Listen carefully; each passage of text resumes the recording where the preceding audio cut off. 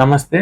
నా దగ్గరికి ఓపీకి చాలా మంది పేషెంట్స్ యూరిన్ లీకేజ్ అని వస్తుంటారు. ఈరోజు ఆ టాపిక్ గురించి మాట్లాడుకుందాం. నేను మీ doctor S Suresh Goud, consultant urologist, KK Virat hospital, Karimnagar. సాధారణంగా యూరిన్ లీకేజ్ అనేది 2 రకాలు ఉంటుంది.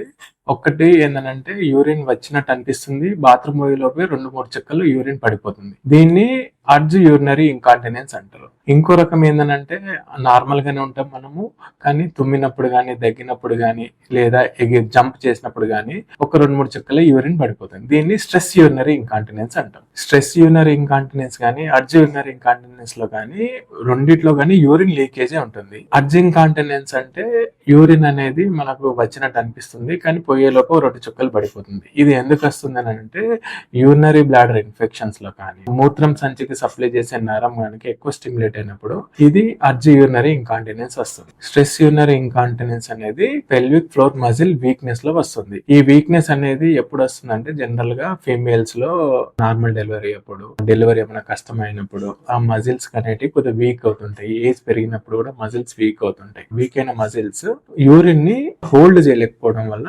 తుమ్మినప్పుడు, తగ్గినప్పుడు ప్రెషర్ పెరిగి 1-2 చుక్కల యూరిన్ లీక్ అవుతుంది. ఈ అర్జ్ ఇంకాంటినెన్స్ వచ్చేసి మూత్రం సంచి ఇన్ఫెక్షన్స్ లో కానీ, మూత్రం సంచికి సప్లై చేసే నరము హైపర్ స్టిమ్యులేషన్ అయినప్పుడు, ఓవర్ యాక్టివ్ బ్లాడర్ లో కానీ వస్తుంటుంది. దీనికి ట్రీట్మెంట్ ఏంటంటే మెడికల్ మేనేజ్మెంట్, అంటే యూరినరీ ఇన్ఫెక్షన్ ట్రీట్ చేసినా కానీ, ఓవర్ యాక్టివ్ బ్లాడర్ కి మెడికేషన్స్ ఇచ్చినా కానీ అర్జ్ యూరినరీ ఇంకాంటినెన్స్ అనేది తగ్గిపోతుంది. స్ట్రెస్ యూరినరీ ఇంకాంటినెన్స్ మజిల్ వీక్నెస్ వల్ల వస్తుంది కాబట్టి మజిల్ స్ట్రెంథనింగ్ ఎక్సర్సైజెస్ వల్ల స్ట్రెస్ యూరినరీ ఇంకాంటినెన్స్ తగ్గిపోతుంది. ఒకవేళ ఎక్సర్సైజెస్ తో ఇంప్రూవ్ కాలేదంటే సర్జరీతో క్యూర్ చేసుకోవచ్చు. మీకు కనుక యూరినరీ ఇంకాంటినెన్స్ ఉంటే మీరు భయపడాల్సిన అవసరం లేదు. ఇది క్యూరబుల్. దీనికి పరిష్కార మార్గాలు ఉన్నాయి. మీరు మీ దగ్గరలో ఉన్న యూరాలజిస్ట్ ని కలిస్తే అతను ఏ టైప్ ఆఫ్ యూరినరీ ఇంకాంటినెన్స్ అనేది డయాగ్నోస్ చేసి దానికి తగ్గ ట్రీట్మెంట్ ఇస్తాడు.